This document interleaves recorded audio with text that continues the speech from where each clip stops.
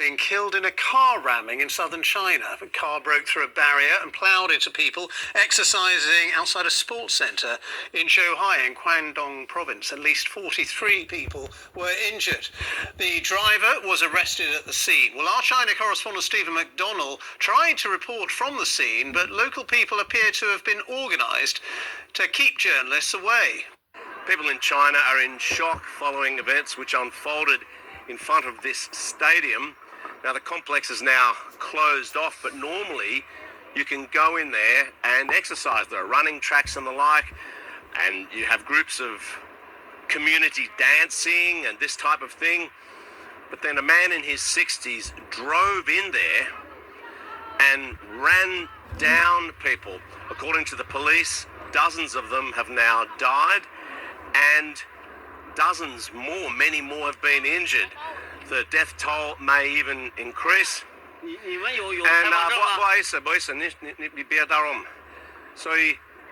come over here, bit, Ed. So we're just getting hassled here by.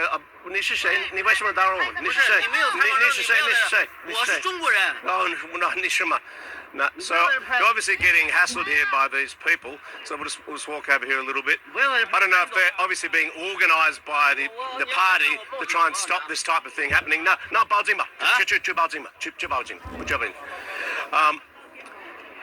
Xi Jinping has called on officials all over the country to try and settle community disputes to prevent this type of thing happening in the first place. And I suppose, what is he going to say after all? It's a really inexplicable event. According to the police, this official, the official reason they're giving is that this man was upset about his dispute with his wife after the division of his property following his divorce. And for some reason, this has led him to drive into this complex and kill people. He also harmed himself, it seems, with a knife, and according to reports, he's now in a coma. I'm going to let him go wild on health. I'm going to let him go wild on the food. I'm going to let him go wild on medicine. The man Trump promised to unleash on America's healthcare is Robert F. Kennedy Jr., best known as an anti-vaccine conspiracy theorist. I am announcing today my candidacy. Son of the Democratic icon Bobby Kennedy. God bless you. And a man, like Trump's other controversial picks, who wants to dismantle the very agencies he will now be in charge of. Let's start with his unorthodox view of the coronavirus jab, which he claims was the deadliest vaccine ever made. COVID-19 is targeted to attack Caucasians and black people. The people who are most immune are Ashkenazi Jews and Chinese.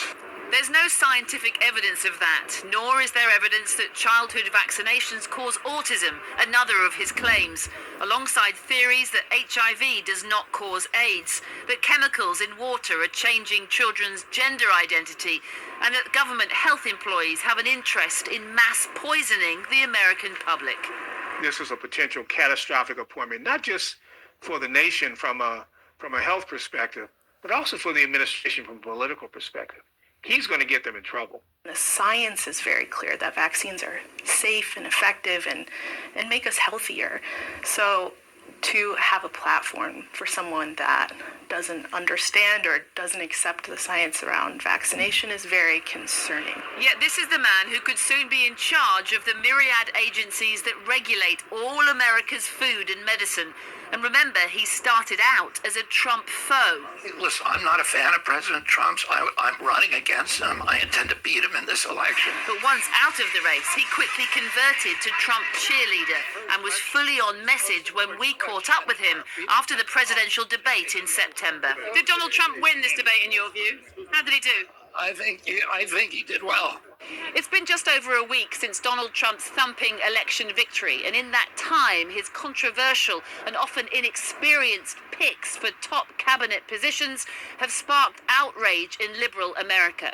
But remember, he campaigned on a promise to tear the system down, to rip out the old establishment figures here in Washington, D.C., and replace them with MAGA loyalists who would be answerable to him alone. and 76 million people voted to give Trump the mandate to do precisely that. Even allegations which they deny of sexual misconduct against Matt Gaetz, Trump's pick to run the Justice Department, and against Pete Hegseth, the Army veteran and Fox News host chosen as Defense Secretary, haven't so far derailed their nominations. In fact, Trump is backing his appointments to the hilt. Please welcome the President of the United States. And last night hosted a mega MAGA gala at Mar-a-Lago to celebrate his and their ascent to power. Well, I'm joined now by Albert Eisenberg, a Republican political strategist who writes for the political news and polling data website Real Clear Politics. I mean, is RFK Jr. what you wanted as Trump supporters, as running the health service? Well, Christian, thanks for having me. I think some of the framing of this conversation would probably make George Orwell blush as far as what's controversialized, what's called truth with the capital T, what the experienced advisors, such as the credentialed advisors of Joe Biden, got us into over the last 4 years. So the fact is Trump won an electoral college and popular vote victory. RFK is not a MAGA loyalist, as was pointed out at one point in Siobhan's reporting. He did help expand the coalition. He became a loyalist, is the point, is what she was saying. She said he started off obviously as an opponent. He as a critic, and like many people, including myself. Then he became a Trump fan. Yeah. The point is he is anti-science. Well, so that's my point about the Orwellian framing. Is that what you wanted? When you say anti-science, the people that are Christian, the people that are pro-science are the ones that caused American 4-year-olds to be masked indefinitely and delayed their social development, and now we're supposed to have COVID vaccines every quarter for these kids. That doesn't make kids healthier. I believe that most of the public, probably in Britain also, believes that the pendulum has swung a little bit too far so do you all towards think the he's pharmaceutical right? That's companies. the point. I mean, you clearly support him. I mean, so you think he's right about fluoride and vaccines and all this stuff for which there is no evidence? No, I'm critiquing the critiques of him, and I believe that the pendulum has swung too far towards, okay, whatever the big pharma companies want, we should rubber stamp, and whatever the health hospitals want, we should put into our legislation. And I think a pendulum course correction's in order. I think that's what this election's all about. And we have checks and balances in our country, so hopefully things don't go too far. Well, what is the point of the correction? What is it you're trying to achieve? I believe that there's been an over-medicalization of the American public, especially of children, as far as transgender kids being medicalized from a very young age, vaccine sort of on a quarterly basis. When I was growing up, it was, maybe a flu shot was optional, and you could just see it in the pharma profit. So I'm skeptical of that, and I think a course correction's in order. I don't think that means we have American to kids go are through having shots every quarter. Yes, and I think what Britain has done on the transgender youth and pumped the brakes on what we call gender affirming care. Let's set aside the transgender argument. That's for another day. No, but that's a huge medicalization issue, which but RFK it affects has been a tiny critical number of people, so I don't want to talk about that now. It's tens of thousands of youth. Well, in a country of hundreds of millions of people, so that's what I'm saying. I don't want to go into that. I mean, the point is, his policies will affect every American. If you take fluoride out of the water, that affects everybody. If you I don't think the fluoride's coming out of the water. I don't think the fluoride's coming out of the water, but I will be curious to see what happens. We have great checks and balances in our country, and I think a course correction as far as the over-medicalization, what's going on in our food. I think that these are interesting discussions. More debate. I mean, it's interesting how you're framing it. I mean, good. you don't really agree with him either, by the sound of it. The question is, is somebody who holds such sort of controversial views on science as the majority of the scientific establishment think he's a crank, what you need to have some sort of correction. Yeah, I mean, I think Trump's going to bring in his people. I think RFK has some interesting things to say and some outlandish things to say, and I think the system will work itself out. Do you think he'll get through the Senate hearings? Yeah, I think so, but who knows? Do you think he will? Red alerts have been lifted in southern and eastern Spain. Overnight, large parts of the country were hit with more torrential rain. This just 2 weeks after more than 220 people died in flash flooding in Valencia. It's the same weather system affecting Malaga and other parts of southern and eastern Spain. So this map shows the areas worst affected. Valencia, which is still recovering from a year's worth of rain in just 8 hours last month, may now be hit with several months of rainfall. Will Vernon reports. Spanish streets deluged once again. This time, the province of Malaga bore the brunt of the storm.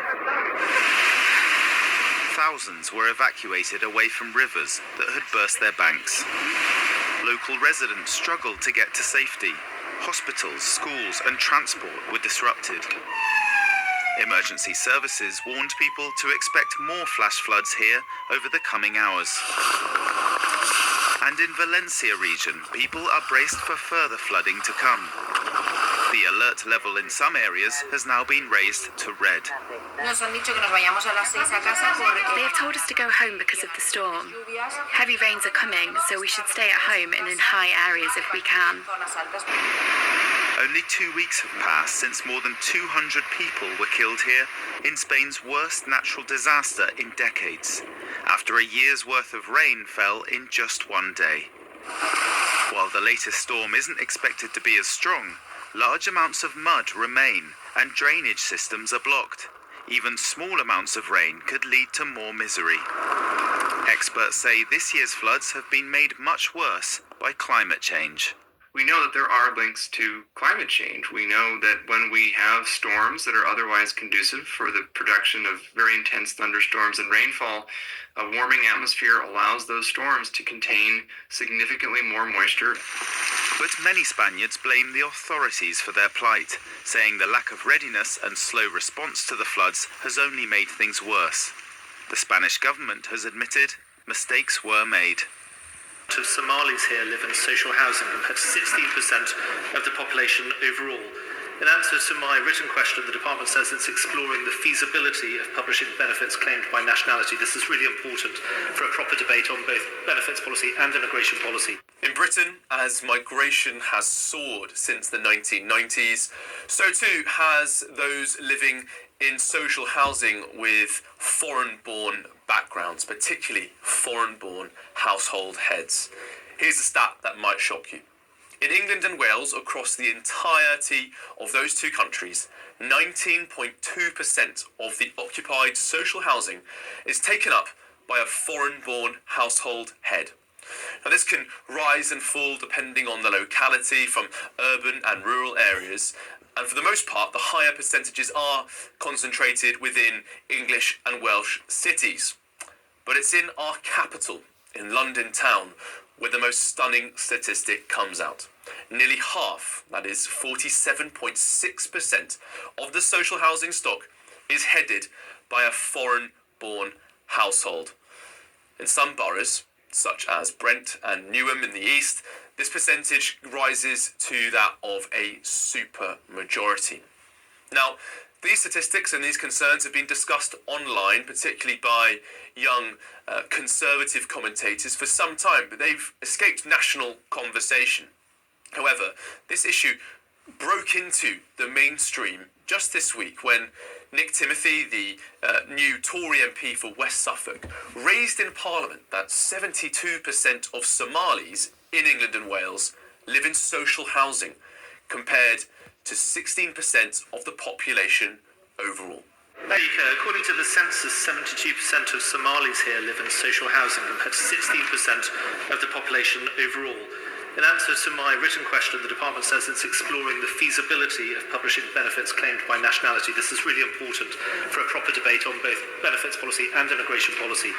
Can the Minister confirm that that work is going ahead and tell us when that data will be published?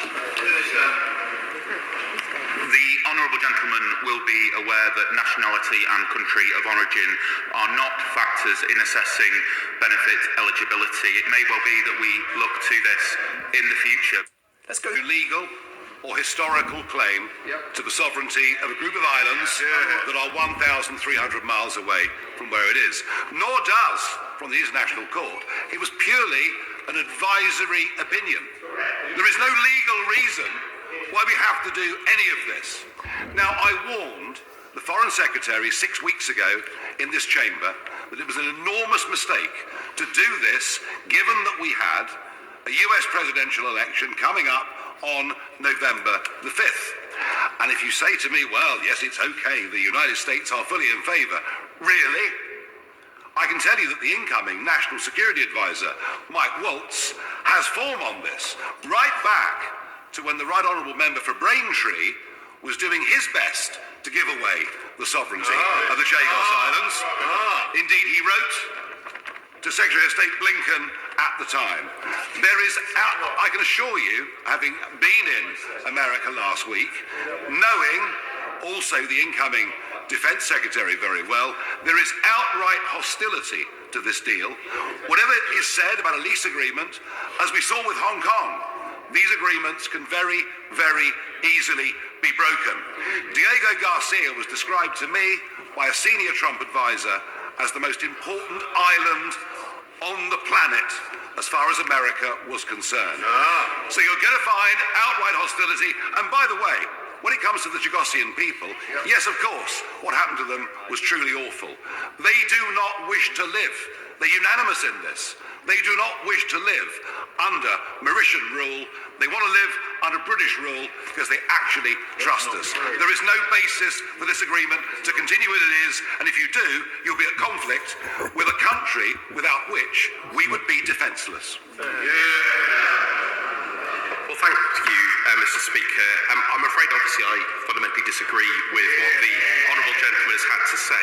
Let me be absolutely clear. This government inherited a situation where the long-term secure operation of this crucial military base, he is right on that one point, was under threat. International courts were reaching judgments, international organisations were taking steps not to undermine Mauritian sovereignty, and this threatened the secure and effective operation of the base. And in the absence of a negotiated solution, a legally binding decision against the UK seemed inevitable. This would have threatened the secure and effective operation of the base, and that was not sustainable. I note the comments he makes regarding the incoming US administration. We're looking very forward to working with them, and I'm sure that they will be being briefed on the full detail of this deal. And I am confident, Mr. Speaker, that the details of this arrangement will allay any concerns. We would have not entered into any such arrangement in the first place. Order.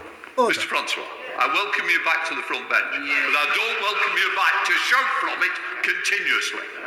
Do we understand that we need calm? This is an important debate, so I don't want the rhetoric coming from the Minister. Mr. Speaker, I've known the honourable gentleman a long time, and he knows he can come and speak to me at any point. No, absolutely, Mr. Speaker, but he can come and speak to me about these matters at any point. Mr. Speaker, we were very, very clear. The US administration that's incoming, we will be working very closely. We're working closely with the current US administration. This had support across the national security apparatus of the United States. We would never have entered into an arrangement. And indeed, of course, the previous government recognised the threats to the long-term operation of this base, which is why they started the negotiations in the first place. But it was this government that did the deal. Diego Garcia is absolutely important, but it is not at risk. It is more secure as a result of this deal. So what he is suggesting is simply not the case. He mentions the Chagossians. We all agree what happened to them in the past was completely wrong and shameful. That's been agreed on all sides of the House. I've engaged with the Chagossian community on a number of occasions. He will also recognise, Mr. Speaker, that there are a range of views across the Chagossian community, including those who support this deal. But we've made sure that their interests are at the heart of this arrangement, whether it's in the trust fund, whether it's in the unilateral arrangements that we will do, the continued commitments to UK citizenship for Chagossians, and of course their ability to return, Mr. Speaker, in terms of visits to all the islands and to a part of a resettlement programme that Mauritius will restart as a part of this treaty. So I am confident this deal is the right thing for our national security, it's the right thing for the Chagossian community, and it's the right thing for our allies and partners. Mr. Speaker, the world is a more dangerous place than ever before in our lifetimes, and this government has agreed to give away a key strategic asset in the Indian Ocean, ending more than 200 years of British sovereignty. It is a wrong decision, and we stand by that completely. A month has now gone since the government's announcement, but we're still in the dark about exactly what the government has agreed, and this is simply not acceptable. We have no treaty, and vital questions remain unanswered. That is unacceptable, and the Minister needs to put that right today. We cannot afford for our military base on Diego Garcia to be compromised in this way. So may I ask, what safeguards will be in place to ensure that no other states can establish themselves or place their assets, and in particular strategic assets, on any nearby islands in the archipelago? And how does this decision affect the strategic defence review that is underway right now? How much money will Labour be asking British taxpayers to send to Mauritius each year under this deal, which we don't even know the details of? Which departmental budgets will this come from? What's the total figure? The House expects transparency on this, Mr. Speaker, including about what taxpayers are funding, and we need to hold the government to account on this. So can the Minister please give a cast-iron guarantee that the UK will be able to unilaterally extend the agreement on the military base beyond 99 years? Because that's all we've heard for now. What will be the mechanism for doing this? This is a crucial piece of scrutiny that I think we all need to know about, particularly as the Minister has discussed and raised a point about national security, and the national security apparatus in particular agreeing to this arrangement. And what discussions has the Foreign Secretary, who I know is not here today, has personally undertaken with the Chagossian community, who he will know are beyond distraught about this agreement. The elections in Mauritius and the United States, Mr. Speaker, pose further questions, and it's right that we follow up on this. Labour rushed into this deal just before the Mauritian elections, even though ministers surely must have realised a change in government was a strong possibility. Why did they do this? So the Minister does need to be clear about this. We want to know how they're going to engage with the new US administration. And Mr. Speaker, this side of the House opposes this government's decision on this, and we intend to hold the government to account. Most people have no clue that in 2023, the best way to make money on Amazon is not with physical products. Can I firstly welcome the Shadow Foreign Secretary to a place in this chamber? We were in a committee earlier on today, but I welcome her to a place, and as always, I've had a good engagement with her on issues in the past, but she's right to ask important questions. But I think one of the first things I need to do, Mr. Speaker, is to correct this idea somehow that we are giving up the base. That's exactly the opposite of what we're doing. We're securing the future of the base. The base will continue to operate. It will continue to operate as it has done. She asks an important question about security guarantees in relation to the outer islands. This is an important question. There will be clear commitments in the treaty for robust security arrangements, including preventing the presence of foreign security forces on the outer islands. We simply would not have signed off an agreement that compromised any of our security interests or those of our allies. And indeed, this has been discussed not just at the political level in the United States, but at a deep technical level. And she will know from her time in government about the nature of the special relationship and the depth of that relationship. And that is why we've only proceeded on the basis that we were all satisfied with these arrangements. And she will be able to scrutinise these in due course, as will the House, Mr. Speaker. The treaty will be presented in the usual way after signature. It will go through the usual process. She asked when. We've, of course, just had the Mauritian election. Of course, we'll be engaging with the new administration there. We'll be seeking to present this for signature, and then we will be presenting the treaty in all its detail to the House. She asked about an extension period, Mr. Speaker. There is a provision in the treaty for an extension period after the 99-year period. And she asked about the Chagossians. Again, I would gently say there are a range of views in the Chagossian community. Those have been expressed to me on a range of occasions, both before I came into government and since I've been in government. There are a range of views on this arrangement. We respect all the different views that are out there. We will continue to engage with the Chagossian community, but I am absolutely clear that there are important provisions in this deal that support the Chagossian community, both their ability to return to the outer islands, the visits, the trust fund, the unilateral support we will continue to provide, and of course the fact that Chagossians are welcome to come here to the UK and take up British citizenship, which is an agreement under the previous government.